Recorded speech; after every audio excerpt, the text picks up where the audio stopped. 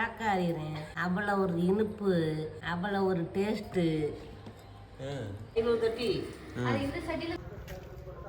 நம்ம வீட்டிலே காய்ச்ச பலாப்பழம் தான்.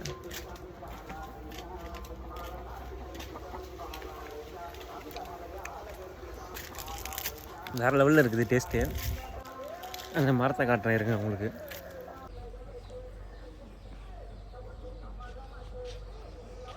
இதில் இன்னும் 1 2 இங்கே 1 3 4 5 6 7 இருக்குது.